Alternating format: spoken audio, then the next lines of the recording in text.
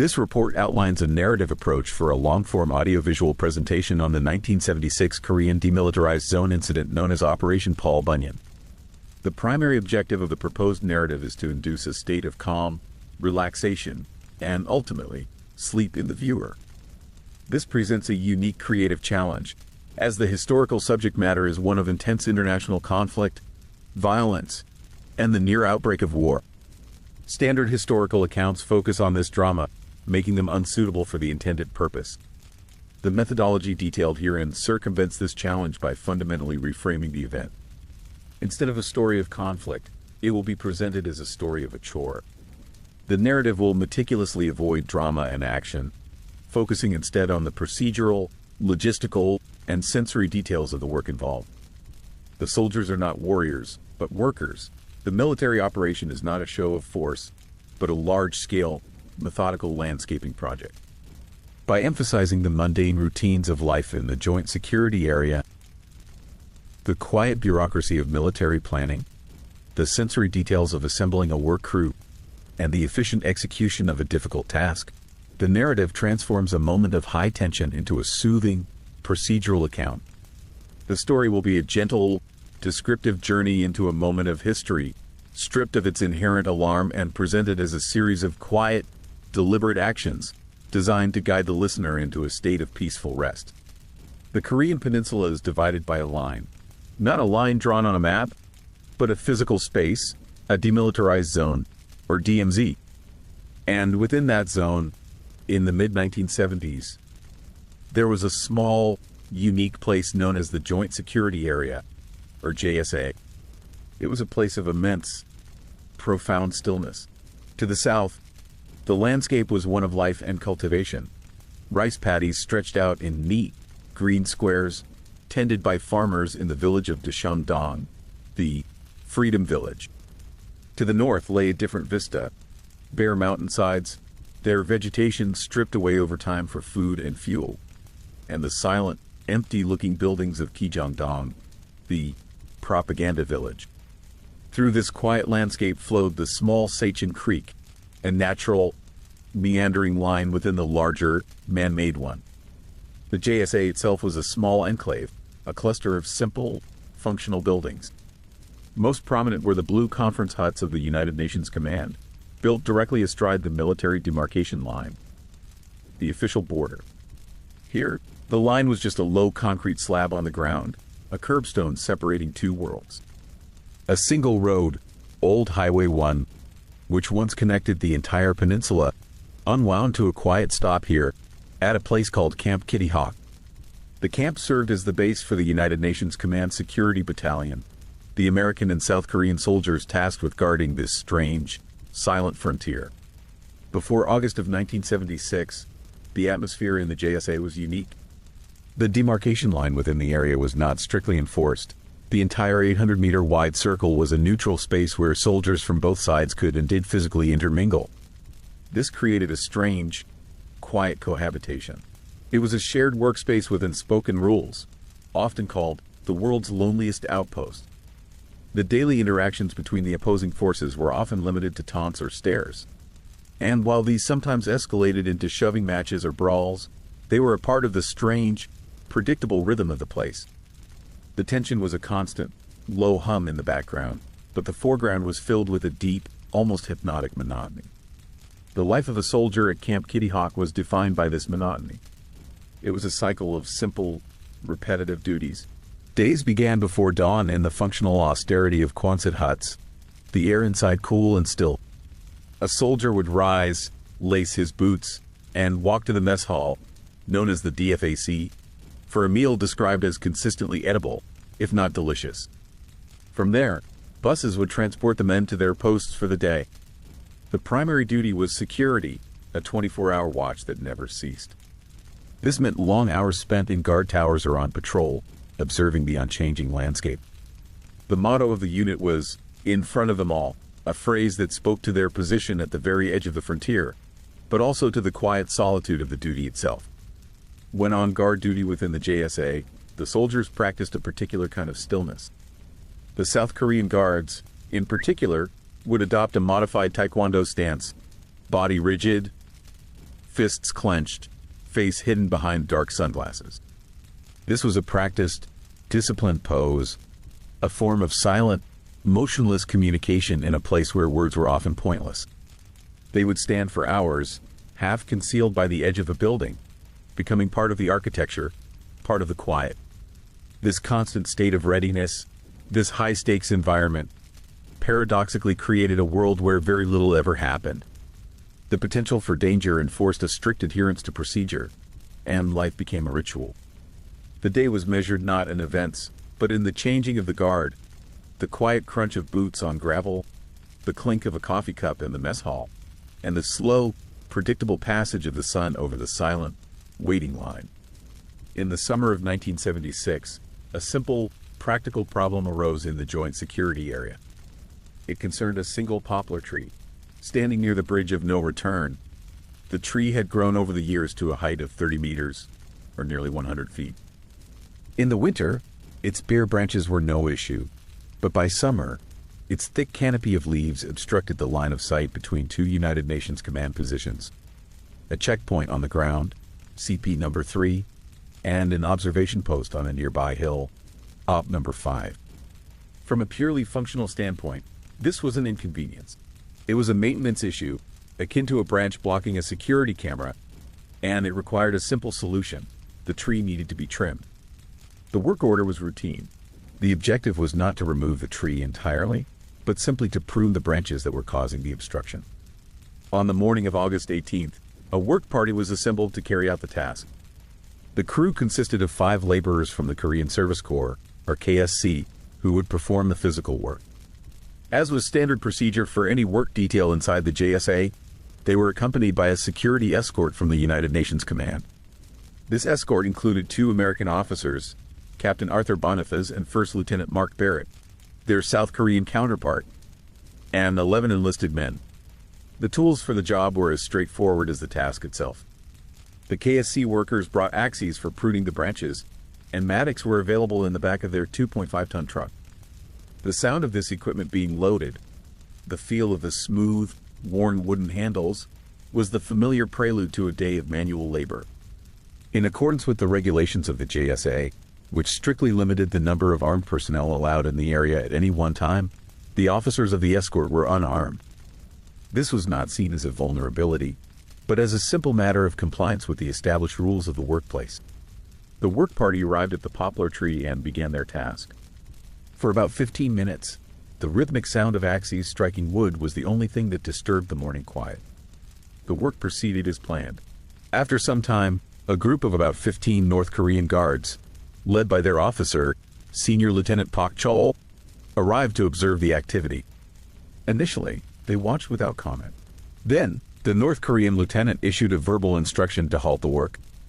He stated that any such task required mutual consent from both sides beforehand. The request was noted. After a brief discussion on site, it was determined that the work could not proceed as planned under these new conditions. The day's task was left unfinished. The work party quietly gathered their tools, packed their equipment back into the truck, and returned to camp. The poplar tree remained as it was, its branches still obscuring the view. The simple task had encountered a procedural complication. The problem now required a different, more formal solution. This shift from a routine chore to a more complex undertaking was not born of overt conflict, but from the detached, bureaucratic language of the North Korean justification. The work was stopped not by force, but by a stated need for mutual consent, transforming a potentially dramatic moment into a simple workplace dispute over jurisdiction and paperwork.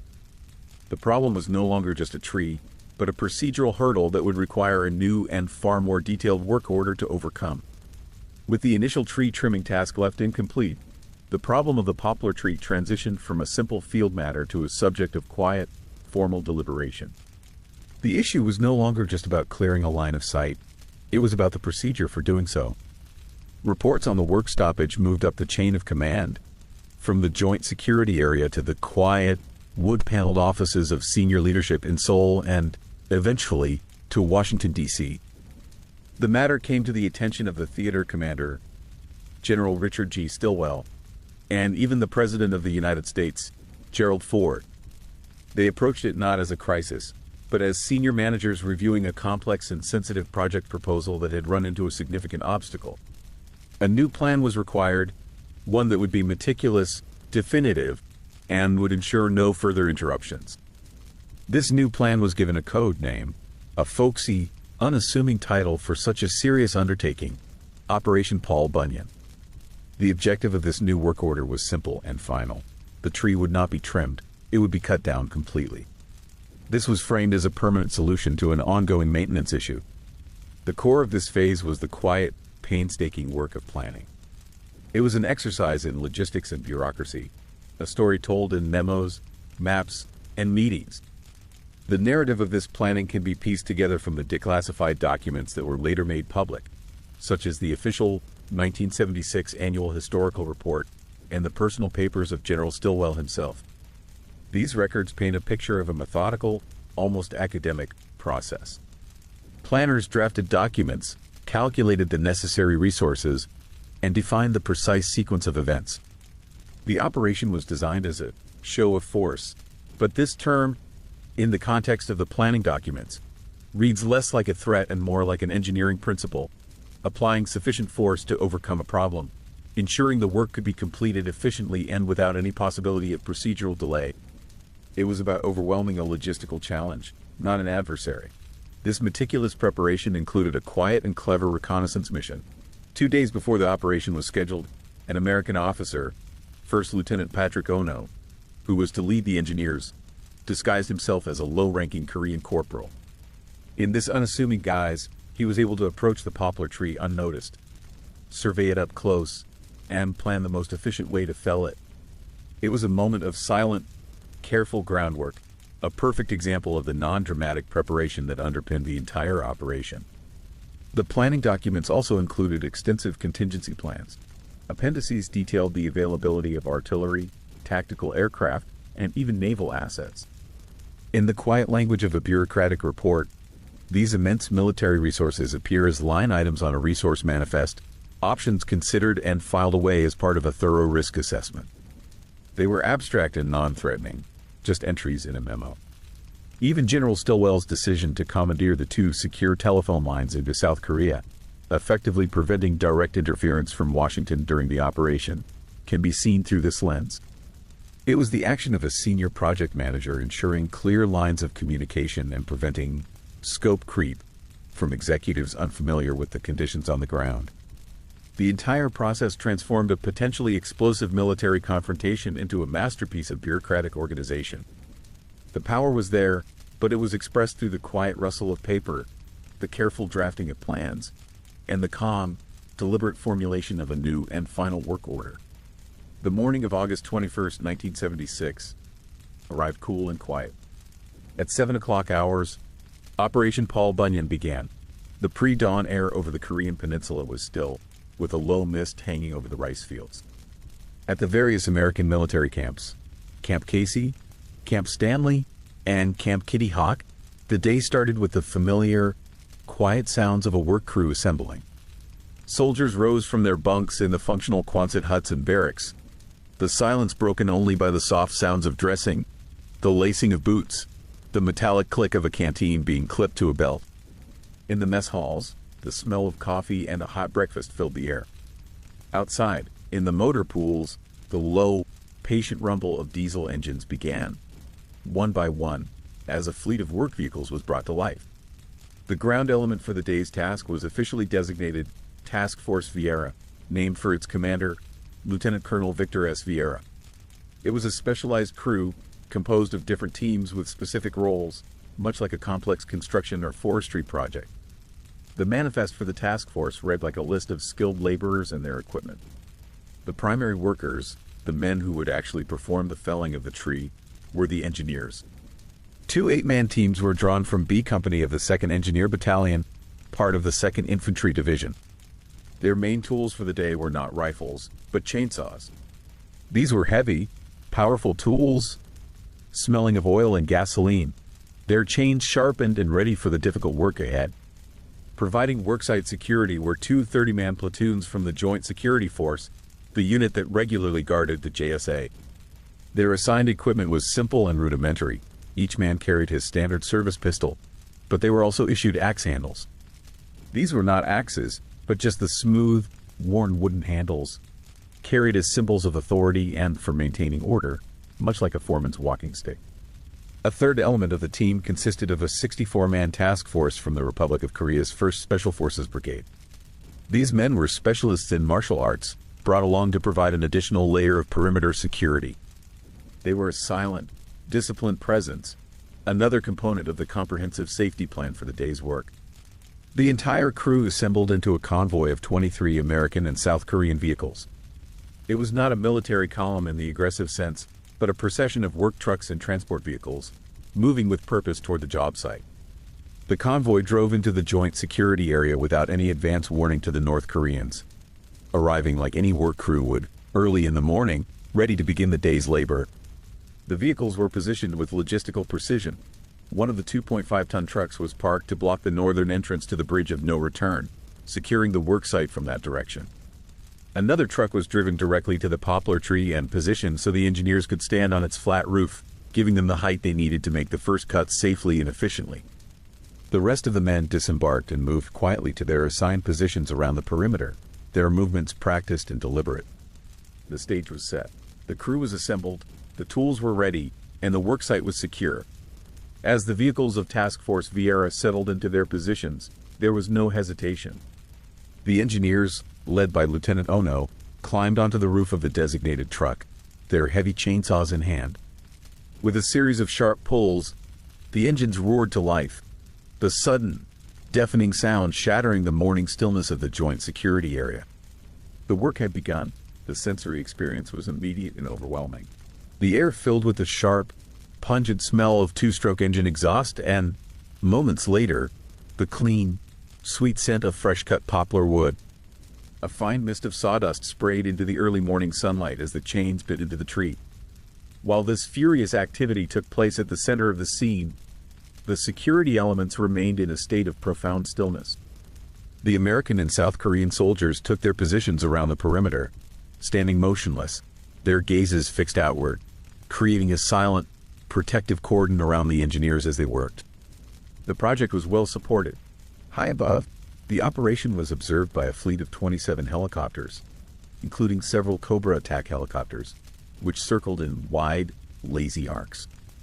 Their presence was not a sharp, immediate threat, but a distant, rhythmic thump-thump-thump, a steady beat like a slow, powerful heartbeat in the sky.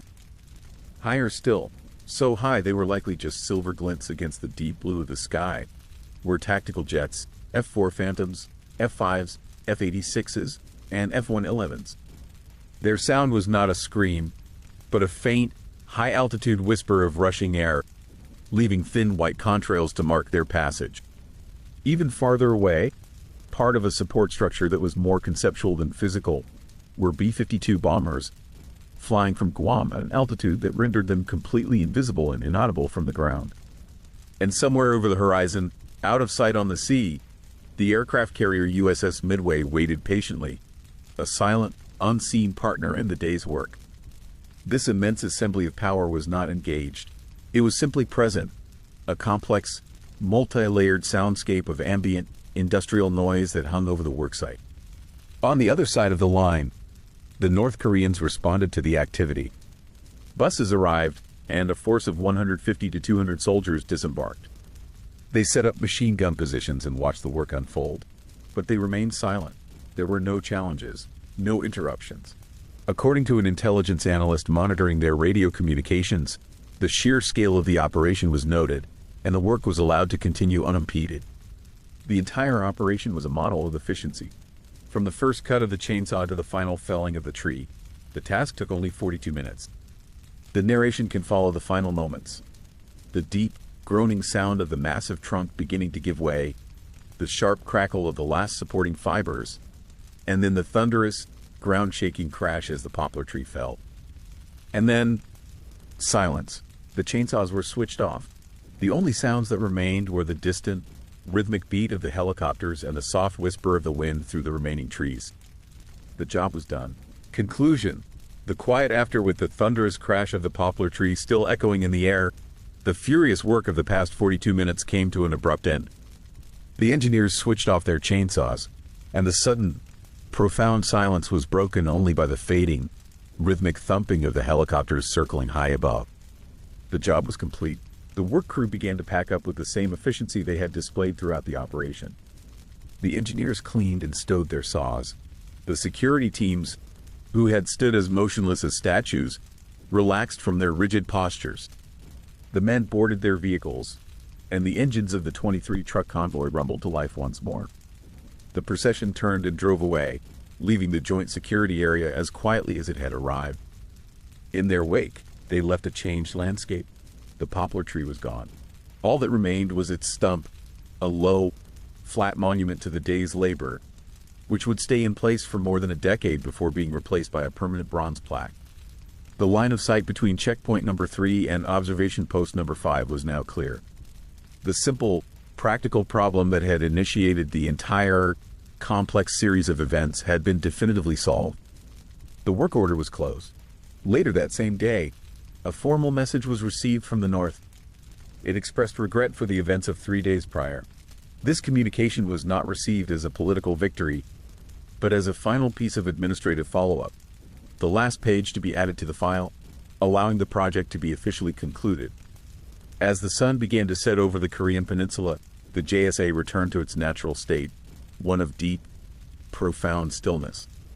The light softened on the blue conference buildings, the empty bridge of no return, and the newly opened space where a tall tree once stood. A difficult, complicated job had been completed, and the quiet that followed was the quiet of resolution.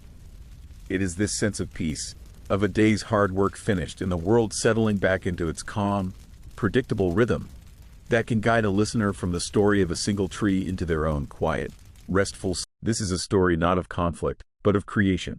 It is a story about a unique group of men who waged a different kind of campaign. One fought not with heavy weapons, but with paintbrushes, speakers, and imagination.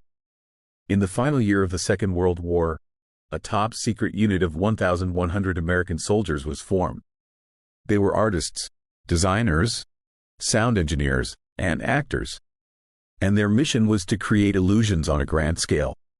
This was the 23rd Headquarters Special Troops, better known as the Ghost Army. Their story is a quiet one, focused on the meticulous, day-to-day work of their craft. It is found in the rustle of a sketchpad, the low hum of an air compressor filling a rubber tank with air, and the soft chatter in a French cafe as a false rumor is carefully planted. We will follow their journey, not through the chaos of the front lines, but through the quiet, ordinary moments of their extraordinary task, to mount a traveling roadshow of deception, with the German army as their unwitting audience. The story of the Ghost Army begins not on a battlefield, but in the quiet halls of art schools and the bustling offices of advertising agencies across America. The U.S. Army was looking for a specific kind of soldier, creative, original thinkers with a talent for illusion. Recruiters sought out young men who, in their civilian lives, were painters, architects, set designers, and sound engineers. The result was a unit with one of the highest collective IQs in the Army, a hand-picked group of thinkers and creators. Their training took place far from the front, at bases like Fort Meade in Maryland. Here, the daily routine was a blend of standard military drills and unconventional artistic workshops. One soldier, Harold Dahl, described his first day of field work in a letter home. We made some dummy cannon and anti-aircraft guns. His training involved learning existing camouflage techniques and developing new ones. The work was procedural and almost academic. The men would observe their own camouflage work from the air, flying 3,000 feet up in a small plane to see how their creations looked from a distance, making notes on how to improve the illusion. It was a quiet, methodical education in the art of deception. In the spring of 1944, the main body of the unit boarded the USS Henry Gibbons and sailed for Great Britain. They made their temporary home near Stratford-on-Avon, bivouacking in 6-man tents on the elegant grounds of a Victorian manor the GIs nicknamed Mouldy Manor. This period was a quiet interlude, a time for final preparations and practice. Life at Walton Hall was a gentle rhythm of work and leisure. The men continued their training, but there was also considerable time for athletics and recreation. Parties were held, and some of the soldiers took the opportunity to attend Shakespearean productions in nearby Stratford. Others would spend their free time relaxing at the Leamington Spa. They conducted one formal dress rehearsal, Operation Cabbage, a practice run for simulating an armored division that they would later perform in France. This time in the English countryside was a calm before their deployment, a final moment to refine their craft before the curtain went up on their traveling show. The Ghost Army's equipment was more suited to a theater production than a military campaign. Their primary tools were designed to fool the senses, creating the impression of a force 30 times their actual size. Visual deception. The 603rd Camouflage Engineers were the masters of visual trickery. Their main tools were hundreds of inflatable rubber tanks, jeeps, trucks, and artillery pieces. Using gasoline-powered air compressors, the men could set up a dummy armored division in a matter of hours.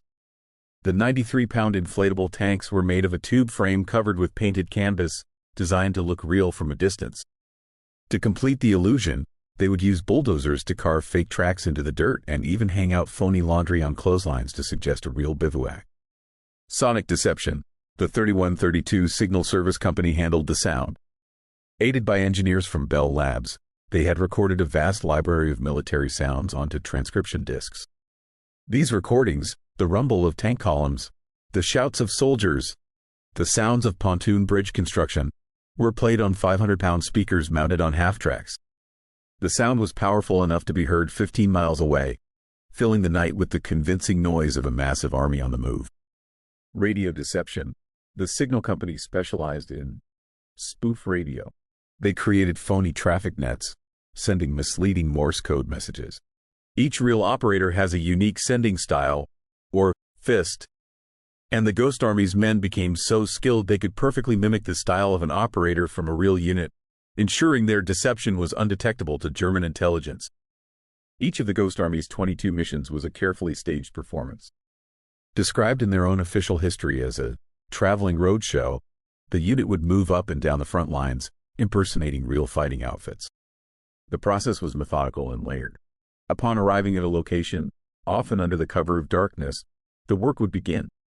The hum of air compressors would fill the air as the rubber dummies were inflated and arranged. The sound trucks would begin their broadcast, playing the carefully mixed audio for that night's show. The radio operators would start their counterfeit chatter. The performance extended beyond the props. To make the deception truly believable, the soldiers engaged in a kind of method acting. They would sew counterfeit shoulder patches onto their uniforms and stencil fake insignias on their vehicles to match the division they were impersonating. They would then drive into the nearest town, visit the local cafes and bars, and casually let slip false information about their unit's plans, knowing that local spies might be listening.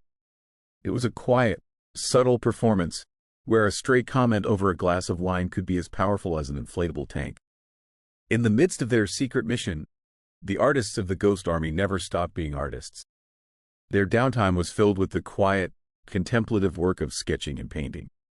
They created a unique and moving visual record of their journey, capturing the French towns they passed through, the local children they met, and the daily, ordinary moments of their lives. This dedication to their craft was a constant. One soldier recalled, "We were sleeping in hedgerows and foxholes, but nothing would get in the way of making a good watercolor."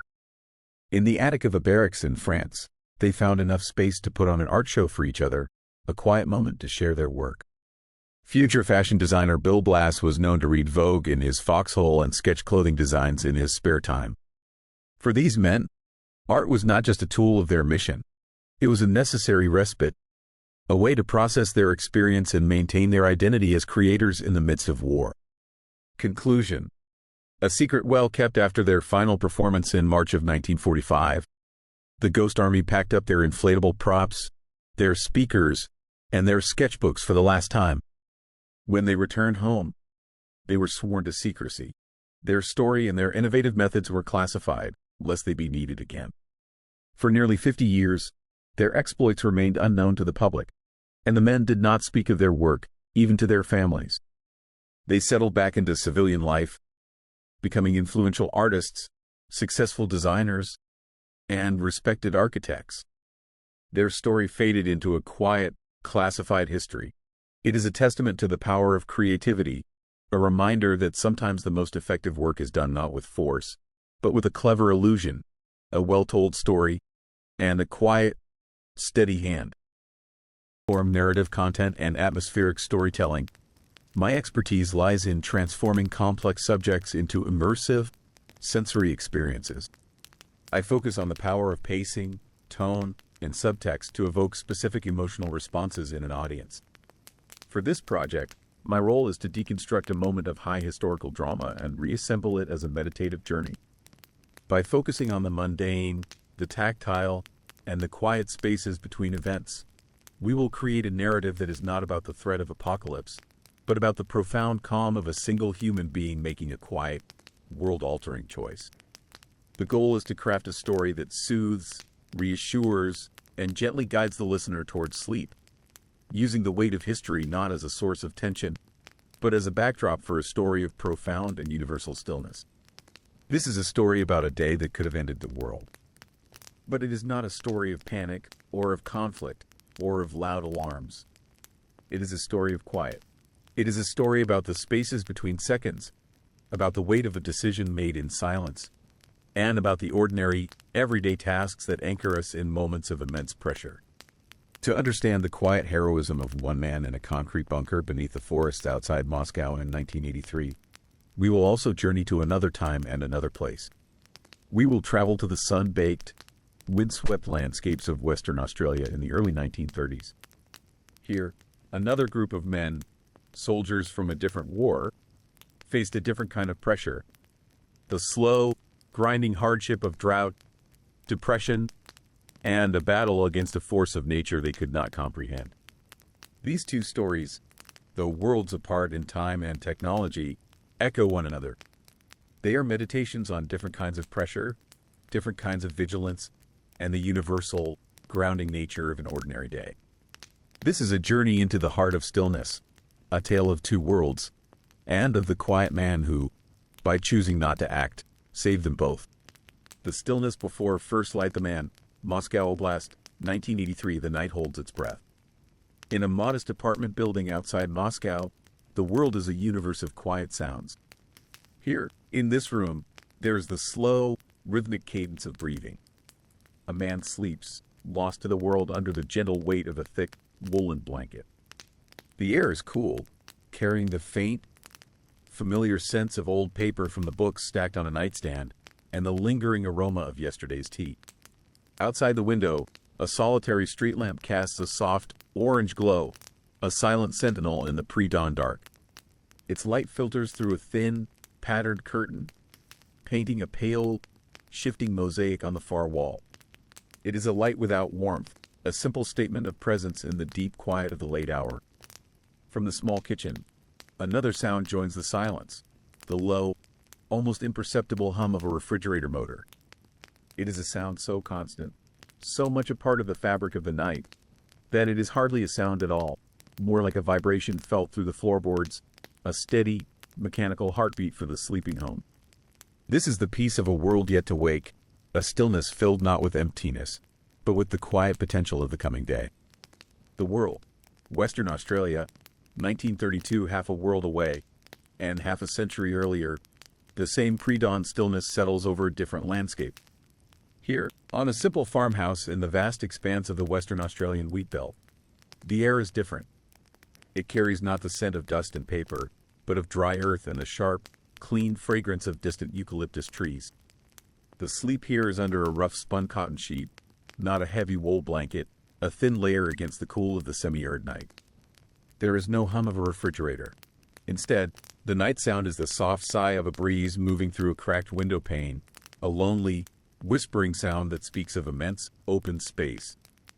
The light is not the filtered orange of a city street lamp, but the faint, silvery glow of a billion stars and a sliver of moon, washing over a landscape of hot red dirt and hardy scrub. This is the home of a hardy, self-sufficient group of people who were used to hard times and who knew how to make do with what was available. For these farmers, struggling against the Great Depression and a relentless drought, this pre-dawn quiet is a brief, cherished respite. It is a moment of peace before another day of quiet toil, of mending what is broken and coaxing life from the unforgiving soil, a testament to the resilience of those who live by the rhythms of the land. The man, a solitary routine, the first hint of gray light softens the edges of the room.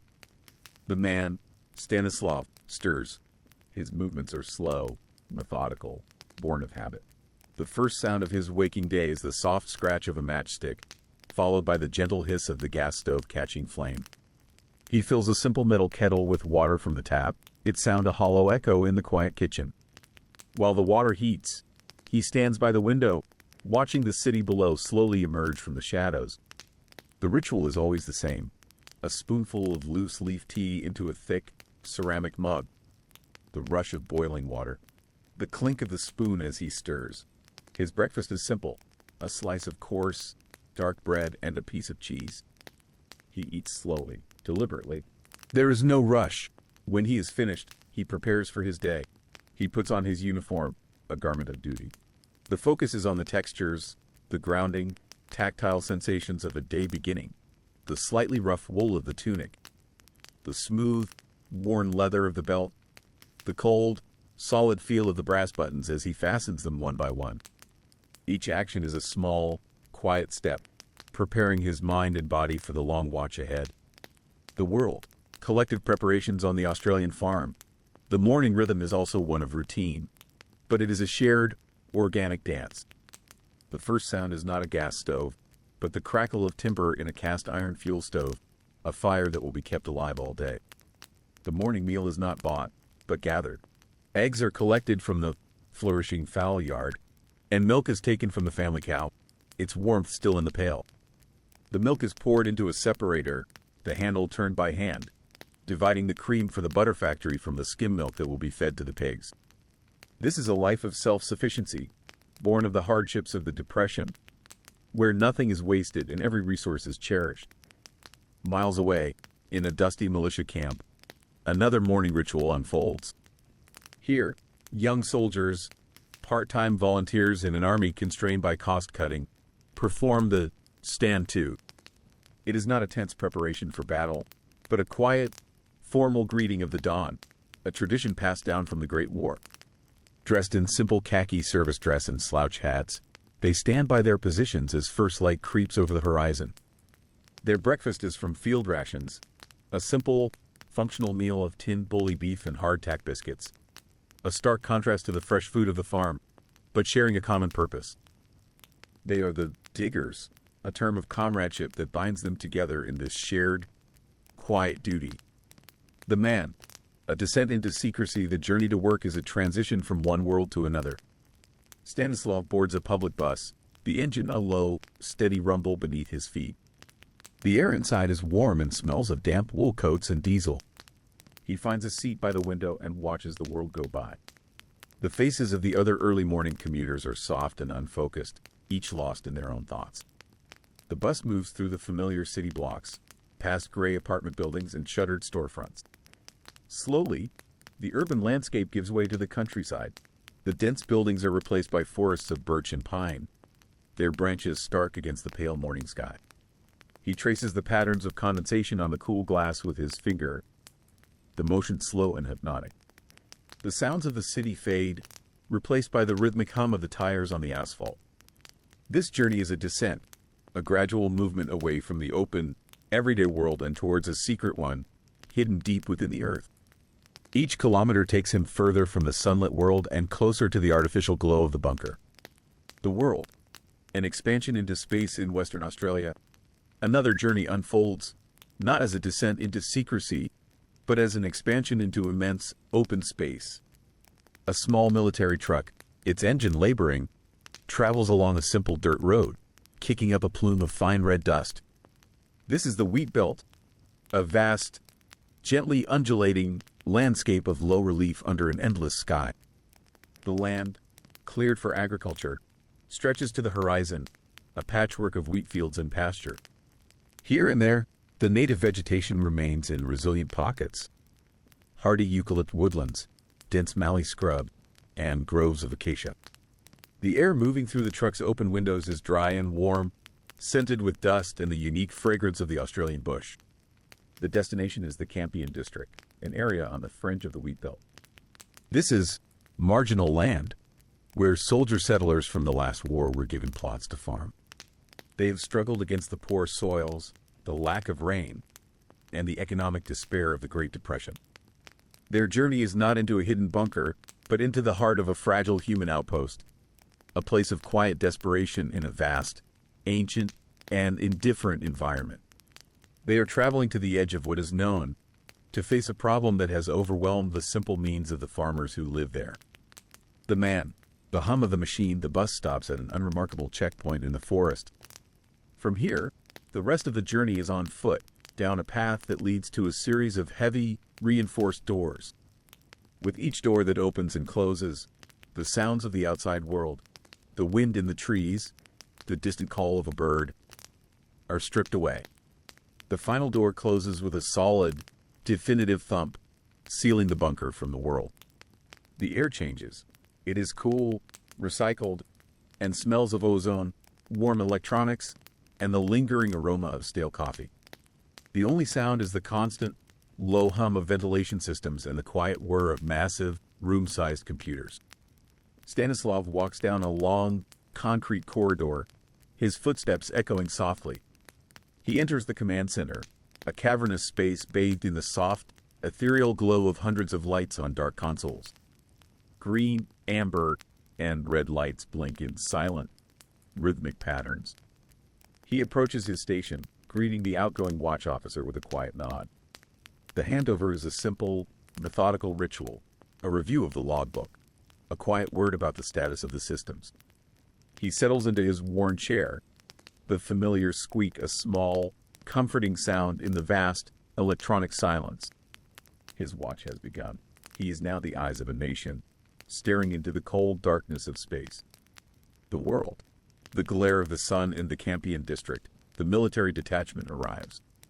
There is no descent into concrete, only the crunch of boots on the hot red dirt landscape under the glare of the Western Australian sun.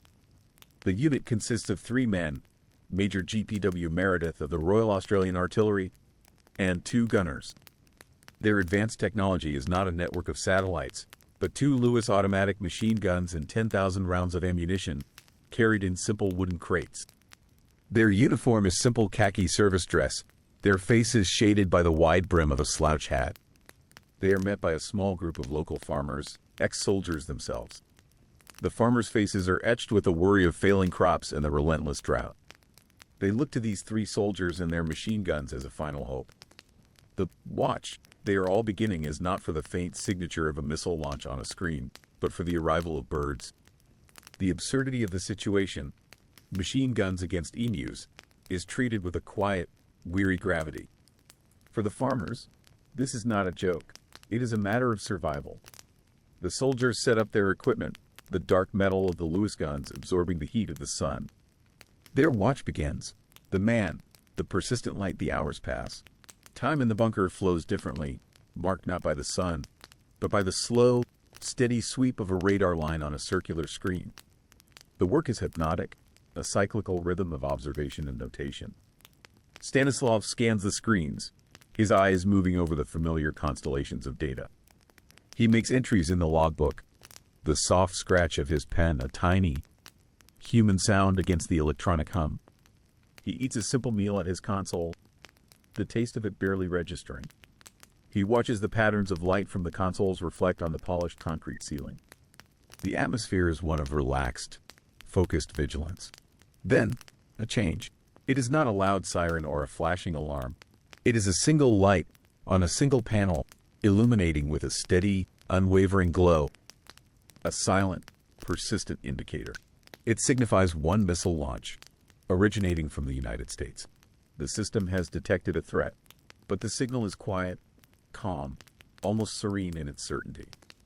It is just one new piece of information in a sea of data, yet it holds the potential to change everything.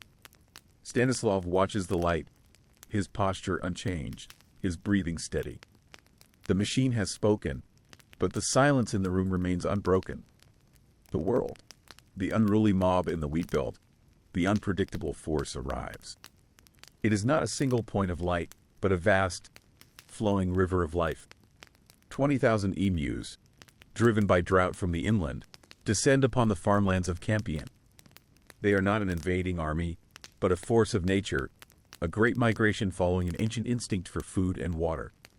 The air fills with their strange, deep sounds, a chorus of booming, drumming, and grunting that can be heard for miles. They move as a great feathered tide across the land, foraging for seeds, fresh shoots, and insects, their powerful legs trampling the fragile wheat crops. The soldiers are ready. They have set up their ambush near a local dam, a natural choke point. As 1,000 birds approach, they wait for the perfect moment, then open fire. But the emus do not react like a disciplined enemy. They do not fall in neat lines. At the sound of the guns, the great mob instantly dissolves into chaos. The birds split into small groups and ran so that they were difficult to target. They scatter in every direction, their speed and agility making them impossible targets for the fixed machine guns. The linear logic of the military ambush is useless against this decentralized, chaotic, organic system. The first engagement is a failure. The technology is sound, but the opponent does not play by the rules. The victory of doubt. More lights appear on the screen. 2, 3, 4, 5. The computer system, with its cold, hard logic, now insists that a full-scale nuclear attack is underway. The protocol is clear, unambiguous. Stanislav must pick up the direct line to his superiors and report the incoming strike, setting in motion a chain of events that will lead to a devastating retaliatory launch. This is the moment of decision, but the narrative does not escalate. Instead, it turns inward. The sound design of the world narrows to the sound of one man's steady breathing. The narrator describes the quiet, rational thoughts forming in his mind. The satellite system is new, known to have flaws. A real first strike would be overwhelming, involving hundreds of missiles, not a paltry 5. Ground-based radar stations, the second layer of confirmation, see nothing. It feels wrong. The data screams certainty, but his intuition, his human experience, whispers doubt. It is a decision based on a gut feeling against the overwhelming evidence of the machine. He picks up the phone.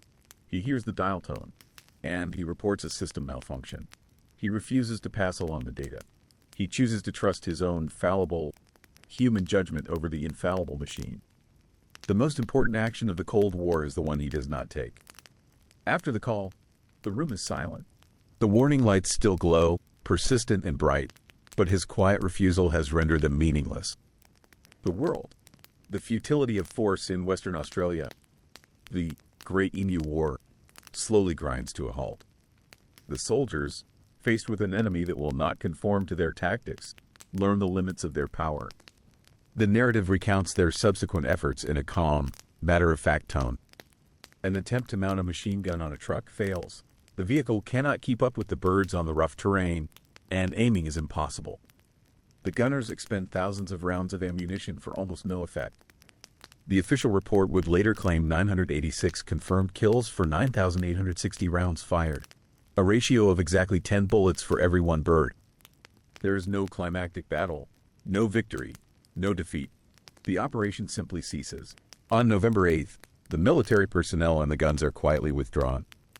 After a brief, equally unsuccessful renewal, the effort is abandoned for good. The war ends not with a bang, but with the quiet packing of equipment.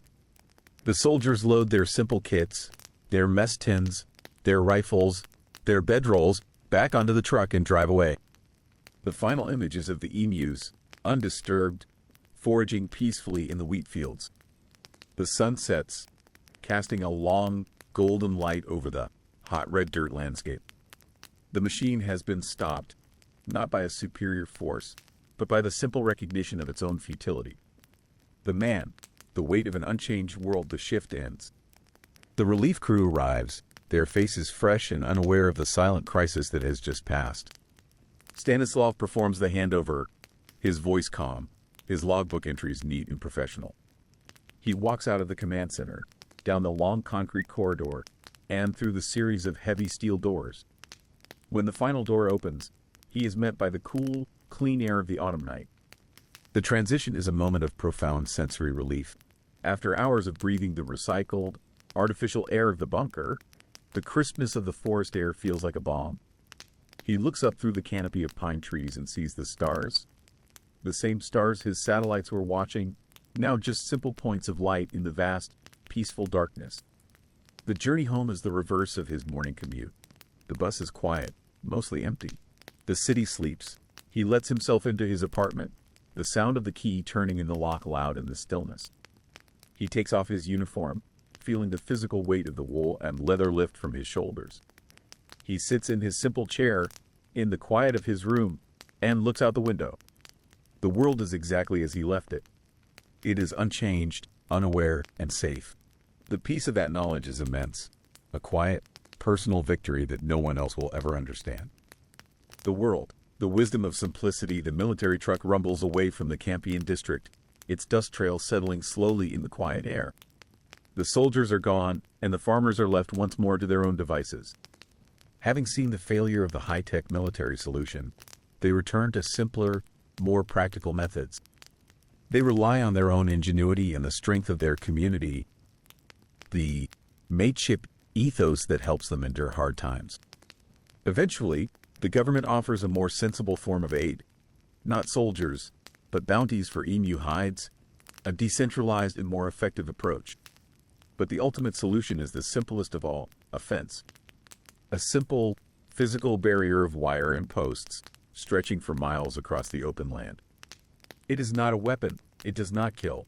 It simply separates the wild from the cultivated. It is a quiet, patient, and ultimately more effective form of defense. The final image of this world is of a farmer, his face weathered by sun and worry, methodically mending a section of fence as the sun sets. His actions are slow, repetitive, and peaceful. He is not fighting a war. He is simply tending to his boundary, maintaining a quiet order in a vast and unpredictable world. Outrow. The unsung victory of stillness on a single day. On opposite sides of the planet, two men in uniform faced a crisis. One, in a state-of-the-art bunker, was confronted by the flawed logic of the most advanced technology ever created. The other, on a sun-scorched plain, was confronted by the chaotic, unpredictable force of nature. The man in the bunker chose to trust his own quiet, human intuition over the screaming data of his machines. The soldiers on the plain learned the limits of their machines and simply chose to stop. Both stories end not in a blaze of glory, but in a quiet cessation. In a refusal to act. Perhaps the greatest strength is not found in the force of our actions, but in the wisdom of our inaction. Perhaps the most profound victories are the ones that happen in silence, the ones that prevent a storm, the ones that leave the world exactly as it was before. Peaceful, unchanged, and safe. The story ends here, in the stillness, in the gentle sound of the wind moving across the Australian plains, and in the quiet, sleeping hum of a city that never knew how close it came to vanish. Places on Earth that exist beyond the reach of common maps, spaces hidden by immense distance and deliberate design. One such place lies in the heart of the Kazakh steppe, a vast region of open grassland that stretches for thousands of kilometers, a featureless enormity under an equally immense sky.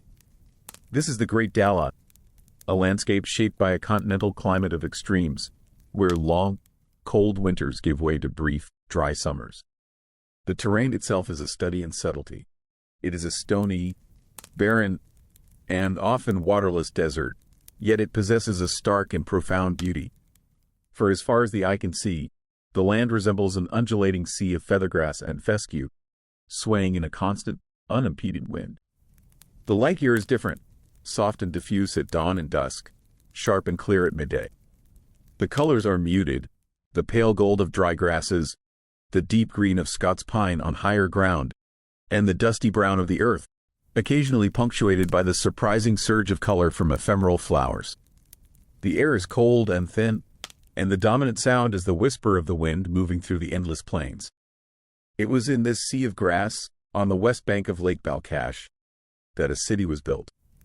It was in Novgorod, a science city, conceived in secret and constructed for a singular purpose.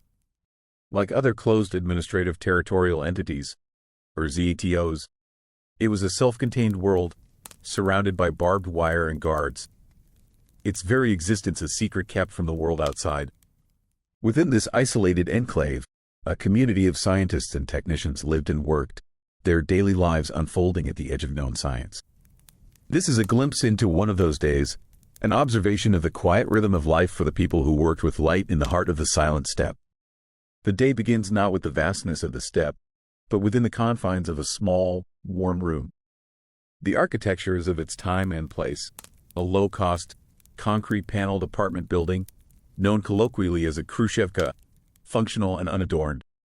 These 3 to 5-story structures, built across the Soviet Union since the early 1960s, represented a shift toward industrial, prefabricated housing, a departure from the more ornate stalinkas of a previous era. Inside, the apartment reflects a life of quiet privilege unique to the residents of Volgograd. A thick, patterned carpet hangs on the wall, a common feature of Soviet-era interior design that adds a layer of warmth and sound insulation. The furniture is simple and solid. A polished wooden sideboard displays carefully arranged glassware, a testament to a standard of living higher than the national average. While the ceilings are low, typically around 2.5 meters, the housing itself was a significant benefit.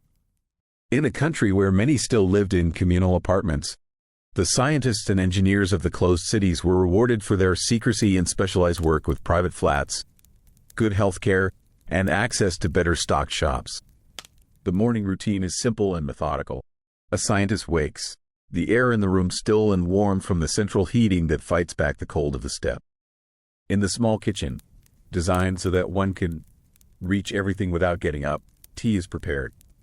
Through the window, the view is of identical apartment blocks, their windows beginning to glow in the pre-dawn light. This life was a unique paradox of privileged confinement. The community was composed of the young, smart, educated, and motivated, a tightly knit society of peers. This created a supportive, homogeneous environment, but it also meant that professional and personal lives were deeply intertwined, making it a difficult place to escape conflict or criticism, an unsinkable submarine, as one observer noted. The predictable quiet of the morning, the familiar view, the warmth of the apartment, all contribute to a sense of insulated stability, a life intentionally cordoned off from the uncertainties of the world beyond the city's guarded perimeter. The transition from the domestic sphere to the scientific one is a quiet, daily ritual. The scientist leaves the apartment block, stepping out into the cold, dry air of the Kazakh morning. The streets of the Volgograd are orderly, lined with the same functional buildings, a landscape of planned uniformity. At a designated stop, a bus arrives, its engine a low rumble in the quiet. The journey is a passage through 2 distinct zones of isolation. First, the bus moves through the city itself, a place that, while home, was fundamentally a secure government installation.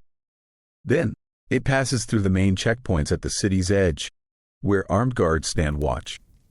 This is a routine part of the day, a familiar procedure that underscores the separation between this secret world and the vast emptiness that surrounds it. Once outside the city's perimeter, the bus travels across the steppe. The landscape is immense and unvaried, a stony, barren, and waterless desert under a wide sky. The low rainfall and strong winds mean few trees break the horizon, only grasslands and large, sandy areas stretching to the horizon. The bus is a small, moving object in an enormous, static landscape. The journey is not long, but it reinforces the profound isolation of the destination, the Terra 3 Laser Testing Center. The facility itself is unassuming from a distance. The primary structure is a large concrete bunker, its walls lined with steel plates, an architecture of pure function, devoid of any aesthetic flourish. It sits low against the landscape, designed not to be seen or understood by the outside world. The bus pulls up, and the scientists disembark, the sound of the bus door opening and closing seeming loud in the immense quiet. They are arriving at a place where some of the most advanced and secret work in the Soviet Union is being conducted, yet the daily arrival feels as mundane as that of any factory worker, a testament to the power of routine to normalize the extraordinary. Inside the concrete bunker of the Terra 3 facility, the air is cool and still, filtered and controlled.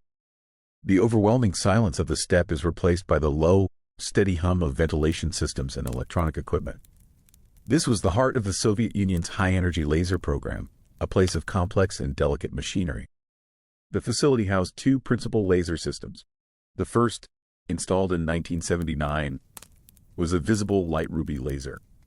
Its core component was a synthetic ruby rod, a crystal often appearing pink or a deep red, depending on the concentration of its chromium dopant.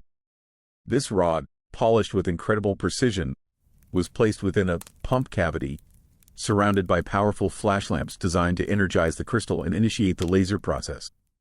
The entire apparatus was a carefully constructed instrument of polished mirrors and precise alignments, designed to produce pulses of coherent, deep red light at a wavelength of 694.3 nanometers. The beam itself was not a steady line but a series of extremely short bursts, or spikes, giving the light a shimmering, almost living quality. Each pulse revealed a grainy or flocculated distribution of light across the face of the crystal, a unique pattern that changed from one moment to the next. The second system, installed in 1982, was a more powerful carbon dioxide laser operating in the invisible infrared spectrum. While its beam could not be seen, the machine itself was a formidable piece of engineering, involving large gas reservoirs, complex cooling systems, and a series of large, finely polished optics. When American scientists were finally permitted to visit the site in 1989, they noted the small size of the focusing optics and the uncooled director, concluding that the system was far less powerful than U.S. intelligence had claimed, a museum piece by the standards of the day. The work was managed from a control room that embodied the Soviet scientific aesthetic of the 1970s and 1980s. Unlike the screen-dominated control centers of the modern era, this was a tactile, analog environment. Walls were lined with panels of instruments, featuring arrays of dials, gauges, switches, and indicator lights. The atmosphere was one of quiet, intense concentration, as scientists monitored the systems, their work a meticulous and focused routine within the secret heart of the bunker. At midday, the intense focus of the laboratory gives way to the simple, communal ritual of lunch. The scientists and technicians make their way to the on-site stolovaya, or canteen. These state-run cafeterias were a ubiquitous feature of Soviet institutional life, from factories to research institutes, designed to provide workers with an affordable, filling, and predictable meal. The concept was born in the 1920s as a way to organize public catering, liberate women from kitchen slavery, and nourish the workforce for greater productivity. The routine is familiar to all. Diners take a tray and move along a self-service line. The atmosphere is functional, often with simple decor, perhaps with posters on the wall reminding patrons of civic duty, such as the common directive, "Bus your table after meal." A woman in a white uniform stands behind the counter of the hot food line, dishing out the main courses with practiced efficiency. The food is the essence of Russian comfort cuisine, a menu of standbys that have been served for decades. The offerings are straightforward and hearty, providing a warm and grounding interlude in the workday. A typical meal, as seen in the table below, offered a balanced selection of traditional dishes. The sounds in the stolovaya are the low murmur of conversation and the clinking of cutlery on plates.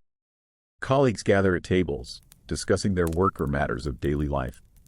It is a moment of shared experience, a brief and simple pause that connects the extraordinary work of the facility to the ordinary human need for sustenance and community.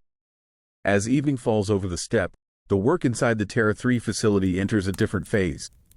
In the dim, quiet control room, illuminated only by the soft glow of instrument panels, a team of scientists prepares for a system test. The atmosphere is one of calm professionalism, a sequence of checks and procedures followed with practiced precision.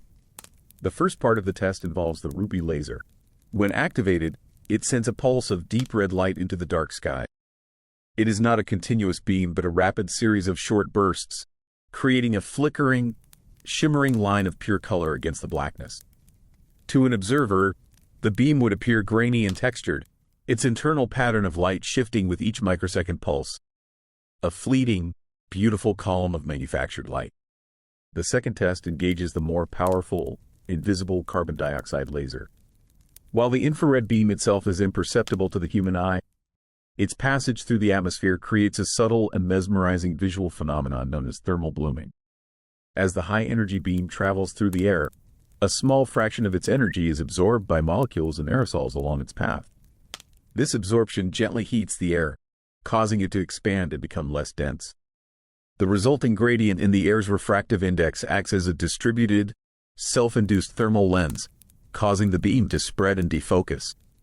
The visual effect of this interaction is a delicate shimmer in the air, a visible distortion where the beam passes. In the presence of a crosswind, the effect becomes more pronounced. As cooler, denser air continually moves into the beam's path, the thermal lens becomes asymmetrical, causing the beam to bend slightly toward the wind, its cross-section distorting into a soft crescent shape. The test is not an act of aggression but a quiet experiment in physics, a dance between focused energy and the vast, turbulent medium of the atmosphere. After a few moments, the test concludes. The beams are extinguished. The shimmering in the air subsides.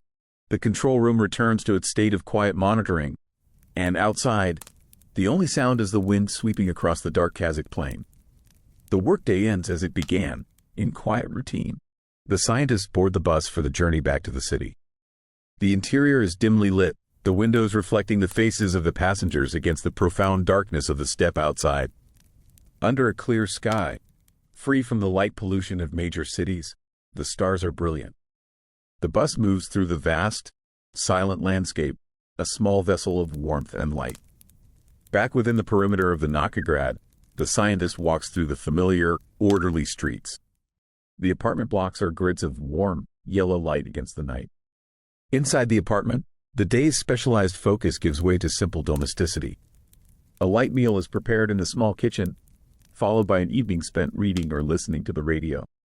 The apartment is a sanctuary of warmth and predictability, a secure and enclosed space that provides a comforting contrast to the day's work and the immense, wild landscape just beyond the city's edge. The final scene of the day is a view from the apartment window. Below are the scattered lights of the secret city, a small constellation of human endeavor. Beyond it, there is only the immense, dark, and silent expanse of the steppe, stretching out to an unseen horizon under a canopy of stars. The day's work is done, its secrets contained within the facility's concrete walls.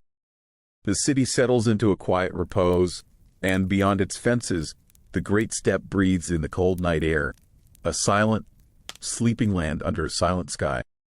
We invite you now to let the day fall away. Find a comfortable position and allow your mind to drift back in time to a quiet and distant place. The year is 1932. It is not a year of grand events or loud headlines in this story, but simply a point in the slow, turning calendar of a vast and ancient land. The place is the Western Australian wheat belt, a wide, open space of red earth stretching out under an enormous sky. Here, in the quiet emptiness, three stories unfold. There are the farmers, many of them returned soldiers from a previous, greater war, now settled on this marginal land to make a new life. There are the tall, flightless birds, the emus, who have wandered this continent for millennia, following the promise of rain. And there are the visitors, a small contingent of 3 soldiers, sent from the city to a quiet camp, far from home. This is not a story of a war, with its clamor and its conflict. It is the story of a season of great difficulty, a time of heat and dust, when the lives of the farmers, the birds, and the soldiers intersected under the Australian sun. It is a story about the land itself and the quiet, ordinary rhythms of life upon it. Let us travel there now, to the still and quiet country. In the hour before dawn, the Western Australian wheat belt holds a deep and profound silence. The air is cool, carrying a clean, dry scent of dust and the faint, medicinal fragrance of distant eucalyptus trees. It is a cold, semi-arid climate, and in this moment, the land is still holding the memory of the night's chill. The sky above is not yet blue, but a vast expanse of deep velvet, where the stars of the southern hemisphere burn with an intense, unwavering brightness, undimmed by city lights. Slowly, at the far eastern edge of the world, this darkness begins to soften, shifting from black to charcoal, and then to a pale, bruised purple along the horizon. The land itself is a subdued and ancient place, a gently undulating plain of low relief, weathered over countless ages. Great granite outcrops, known by names like Eagleston Rock and Billiacatting Hill, rise from the plains like the backs of immense, sleeping animals, their stone surfaces cool to the touch. In the broad, shallow valleys, the beds of intermittent salt lakes lie exposed and dry. Under the faint starlight, their surfaces of cracked, white salt crusts glow with a pale, ethereal light. The earth here is a landscape of hot, red dirt and sandy soils, poor in the nutrients needed for intensive farming, a constant challenge for those who came to till it. The native vegetation is sparse but perfectly adapted to this harsh environment. The silhouettes of mallee scrub, a type of eucalypt that grows with multiple stems from a single rootstock, stand against the lightening sky. Low, tough bushes of the heathlands and shrublands cling to the laterite and deep sands of the uplands. This is a place of extraordinary floral diversity, one of the world's great biological hotspots, though much of it is subtle, hidden. In the cool, dry air, the promise of wildflowers lies dormant in the soil, the seeds of acacia, the bulbs of native orchids, the tiny beginnings of grevillea and verticordia, all waiting patiently for the winter rains that may or may not come. This ancient landscape is now a patchwork. The native bushland, with its unique ability to form clouds and draw moisture from the air, stands in contrast to the vast, cleared fields for wheat, which lie bare and open under a clearer, sunnier sky. But in this pre-dawn moment, all is unified by a profound and immense quiet. It is a silence that has soaked into the very rocks and soil, a stillness that predates the fences, the farms, and the peculiar troubles that would mark the year of 1932. Inside a simple farmhouse, built of timber and corrugated iron, a new day begins not with the sound of an alarm, but with the first pale wash of light filtering through a small window. Here lives a soldier settler, one of thousands of veterans given a plot of land after the Great War, many on these marginal fringes of the wheat belt. He rises from a simple bed, the feel of a rough woolen blanket giving way to the cold of the bare floorboards beneath his feet. His first task is to bring warmth to the small home. There is no electricity here. Life is manual, elemental. He moves to the cast iron fuel stove that is the heart of the kitchen. We hear the quiet sounds of his routine, the scratch of a single match flaring in the dimness, the rustle of crumpled newspaper and dry kindling being placed inside the stove, the soft whoosh as the flame catches, and, finally, the steady, comforting crackle of the burning wood. A large, black kettle, filled with water from a bucket, is placed on the hob to heat. The sounds of this life are simple and organic. The rhythmic squeak and clank of a hand pump outside as water is drawn from a well or tank. The quiet scrape of a wooden chair on the floor. The clink of a tin cup against a simple plate. These are people living through the Great Depression, a time of extreme hardship where nothing is wasted. An empty kerosene tin is a valuable resource, ingeniously cut and folded to become a pair of buckets, or perhaps a clever dishwasher with one side for hot water and another for draining. Breakfast is a simple affair, perhaps porridge, or bread fried and dripping, eaten while the kettle steams quietly. The food is sustenance, fuel for a long day of physical labor. Once the meal is finished, the morning chores begin. The farmer steps out into the cool air, his movements weary but methodical. He scatters a handful of wheat for the few chickens that provide precious eggs, their clucking a gentle counterpoint to the silence. He might then walk the perimeter of his fields, checking the fences. It is a constant, quiet battle.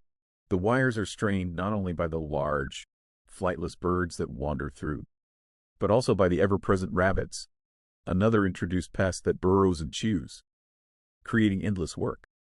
The farmer's work is repetitive, solitary, and performed under a vast and often unforgiving sky. He is an inexperienced farmer on difficult land, struggling to hold on as wheat prices collapse and drought settles over the country. His morning is a quiet ritual of perseverance. As the sun begins to climb, warming the red earth, the emus also begin their day. They are diurnal creatures, their lives governed by the rising and setting of the sun.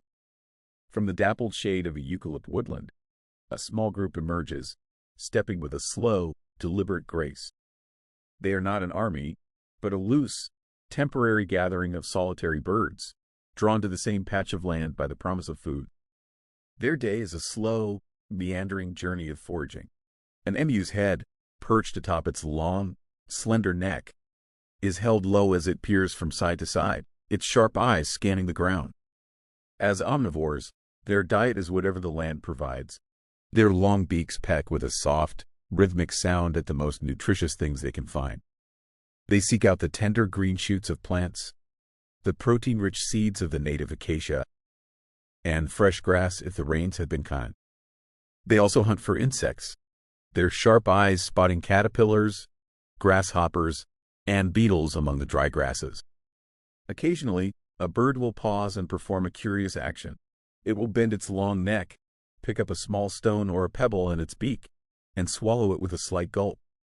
This is not a strange compulsion, but a vital part of their digestive process. Lacking teeth, the emu uses these stones, stored in its gizzard, to grind up tough plant matter and hard seeds. The sound is a quiet, dull clatter, a secret, internal work essential to their survival. The vast silence of the wheat belt is sometimes punctuated by the emu's unique calls. These are not cries of aggression or alarm, but a form of long-distance communication. From an inflatable sac in her neck, a female can produce a deep, resonant booming sound, a low-frequency vibration that can travel for up to 2 kilometers across the open plains. The male's call is a more modest, guttural grunt, similar to that of a pig. These sounds are as natural to this landscape as the whisper of the wind or the screech of a cockatoo. They are simply the sounds of the tall, quiet birds, going about their ancient and peaceful daily routine. Long before the sun is high, in the cool half-light of dawn, the 3 soldiers are already awake and at their posts. They are members of the 7th Heavy Battery of the Royal Australian Artillery, Major Gwyneth Purves Wyn Aubrey Meredith, Sergeant S. McMurray, and Gunner J. O'Halloran. Their morning begins with the timeless military ritual of the Stand To. It is a state of quiet readiness, a tradition born from the knowledge that dawn is a favored time for an attack. But here, in the vast stillness of the Campion district, there is no enemy army to watch for, only the slow brightening of the sky and the immense silence of the bush. Their equipment consists of 2 Lewis automatic machine guns and 10,000 rounds of ammunition. Much of their day is spent in the slow, methodical maintenance of these tools. Describe the quiet, focused work, the scent of gun oil in the dry air, the soft, metallic click of parts being disassembled on a canvas sheet. Each piece is wiped clean of the fine red dust that gets into everything, carefully oiled, and then reassembled with practiced hands. This is not the tense preparation for imminent battle, but a simple, repetitive chore, a way to pass the long, quiet hours. The heavy boxes of ammunition sit nearby, a silent testament to a purpose that seems distant and abstract in this peaceful setting. Their meals are as simple and functional as their tasks. This is the era of the iron ration, a compact emergency supply designed to sustain a soldier for 24 hours. The process is unceremonious. A small key is used to peel back the lid of a tin of bully beef, canned corned beef, or perhaps the alternate menu of meat and beans. This is eaten with hardtack biscuits, a notoriously tough, unleavened bread that often needs to be softened in a mug of hot, sweet tea to be edible. The meal is prepared and eaten with a standard-issue D-shaped mess tin, a piece of kit designed for pure utility. For the most part, their time is defined by waiting. They are a tiny contingent, 3 men in a vast landscape. They sit in the shade of their truck, their khaki service dress uniforms a stark contrast to the red earth. They are members of the voluntary militia, a part-time force that in the austere years of the Great Depression was underfunded and trained for only a few days a year. They are not a hardened combat unit, but visitors on a strange and unprecedented assignment, waiting for a flock of birds to appear on the horizon. As the sun reaches its zenith, a deep, drowsy stillness descends upon the wheat belt. The air, once cool, is now thick and heavy with a dry, baking heat. This was an exceptionally dry period in Western Australia's history, a time of persistent drought and often intense warmth. A shimmering heat haze dances above the red dirt, making the distant horizon tremble and blur. The sky, stripped of its morning softness, is a vast, bleached-out dome of pale blue. The world seems to hold its breath under the intensity of the midday sun. Inside the simple farmhouse, the air is dim and still. The family has retreated from the glare, conserving their energy through the hottest part of the day. The fuel stove, the source of morning warmth, is now cold and silent. The great black kettle sits unused on its hob. The only sound that breaks the quiet is the low, persistent drone of flies, a sound that seems to amplify the feeling of heat and lethargy. Outside, the fields of wheat, the farmer's great hope and burden, appear to wilt under the relentless glare. The emus, too, have surrendered to the heat. They are no longer foraging. Instead, they stand motionless in the sparse, dappled shade of a mallee thicket or a solitary, gray-green eucalypt. To cope with the extreme temperatures, they pant, their beaks slightly open. Their complex respiratory system works as an evaporative cooler, a remarkable adaptation that allows them to survive in this harsh environment. They are figures of immense patience, waiting in the shimmering heat for the coolness of the late afternoon to return. The three soldiers have also sought refuge. They rest under a canvas tarp stretched from the side of their truck, creating a small island of shade in the sea of sunlight. The Lewis guns, covered with a cloth to protect them from the dust, are cool to the touch. The men's movements are slow and languid, their bodies heavy with the heat. One might be attempting to write a letter home, a difficult task in the drowsy air. The words would be chosen carefully, knowing that an officer would censor the letter before it began its long journey, editing out anything that might cause worry or reveal too much about their strange assignment. But mostly, they are still. The oppressive heat is a great equalizer, imposing a temporary truce on the land. Farmer, bird, and soldier alike are united in a shared experience of stillness, of a world paused and waiting. The movement of the emus across the wheat belt is not an invasion. It is an ancient and instinctual journey. It is a rhythm of life dictated by the land itself. For millennia, these birds have been nomadic, their wanderings tied to the shifting patterns of the climate. They are known to follow the scent of distant rain, an innate drive to find water and the fresh, green vegetation that springs up in its wake. In the spring and summer of 1932, a severe drought gripped the inland regions of Australia, pushing an unusually large number of birds, an estimated 20,000, towards the coast in their search for sustenance. The sight is not of a chaotic horde, but of a steady and orderly procession. Across the vast, flat plains, they move in long, single-file lines, their dark bodies silhouetted against the red earth. Their pace is relentless and efficient, a long-legged stride that can cover between 15 and 25 kilometers in a single day. They are not an army with a battle plan, but a species on the move, following a map etched into their being. Their path inevitably crosses the newly cultivated lands of the soldier settlers. To the emus, these vast fields of wheat are not an enemy territory to be conquered, but an unexpected and welcome oasis in a dry land. They have stumbled upon a landscape that has been cleared of tough native scrub, where water has been made available for livestock, and where a delicious and easily digestible crop grows in abundance. An emu encounters a wire fence.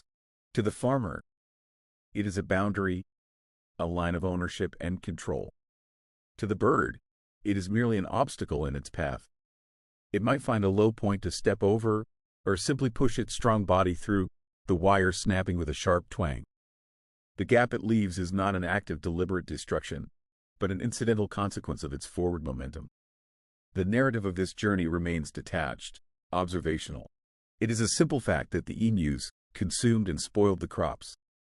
It is a simple fact that their passage through the fences also allowed another pest, the rabbit, to enter the fields and cause further damage.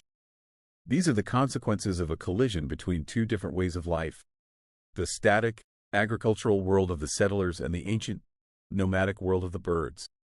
The focus remains on the quiet, rhythmic, and inevitable movement of the long, dark line, flowing like water across a vast and silent landscape. As the fierce heat of the day begins to soften into the golden light of late afternoon, a quiet rhythm of work returns to the land. For the farmer, it is a time for mending. He walks the long fence line, his shadows stretching out before him. In his hands, he carries a roll of wire and a few simple tools. He finds a place where the wires are broken, a gap left by the steady, unthinking pressure of the migrating birds. The work of repair is slow and methodical. We hear the sharp snip of the wire cutters, the soft rasping sound as he twists a new piece of wire into place, and the dull, repetitive thud of a loose post being hammered back into the dry, unyielding earth. It is a task born of quiet desperation, a small act of order against the vast indifference of the landscape. He knows, as he works, that the task will likely need to be done again tomorrow. It is a gentle, and perhaps futile, cycle of work. For the soldiers, the end of the day brings a different kind of routine. After the first few days of the campaign, their efforts were deemed a failure. and on November 8th, the order came to withdraw. The narrative captures the quiet anticlimax of this moment. There is no fanfare, no ceremony of victory or defeat. There is only the mundane task of packing up a camp. The Lewis guns, which have proven so ineffective against the scattered, fast-moving birds, are carefully cleaned one last time and stowed in their cases. The remaining thousands of rounds of ammunition are counted and boxed. Tents are struck, and gear is loaded onto the truck. In the media, there was talk of a crestfallen field force. But here on the ground, it is simply the quiet, orderly conclusion of an assignment. Even their moments of action had been marked by a quiet futility. An ambush was carefully laid near a local dam, and over 1,000 emus were spotted approaching. But when the gunners opened fire, a mechanism jammed after only a dozen birds were killed, and the rest scattered into the bush in seconds. Another attempt was made to mount a machine gun on a moving truck, but the vehicle could not keep pace with the birds on the rough, uneven ground, and aiming from the bouncing platform was impossible. These events are not action sequences, but quiet vignettes of failure.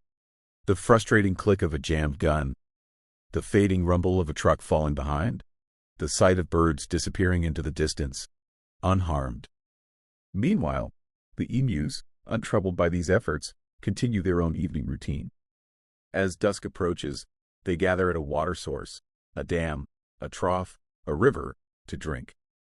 After a long, hot day, they take in copious amounts of water, their long necks bending gracefully to the surface.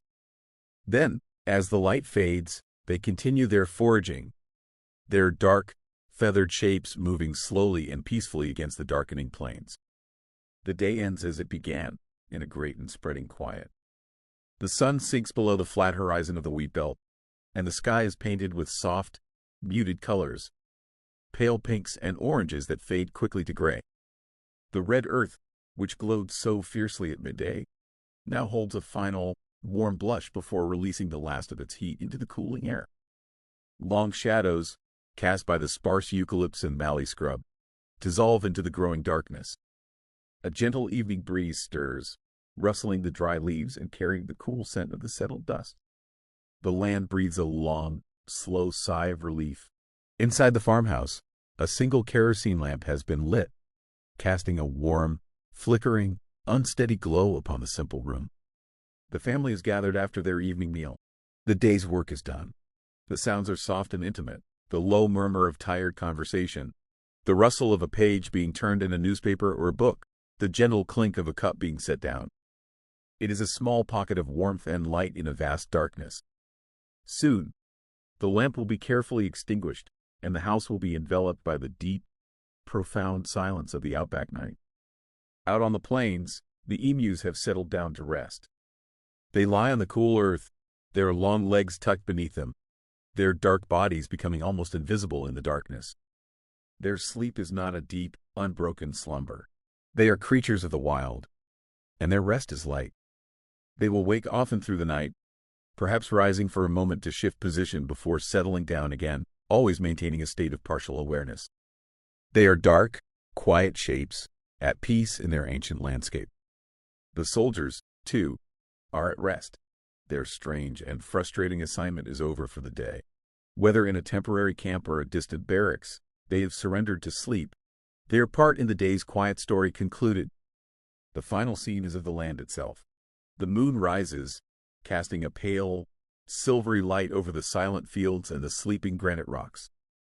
The great, glittering river of the Milky Way arcs across the sky, a sight of breathtaking clarity in the clean, dry air. The only sound is the faint, soft whisper of the wind moving through the dry grass.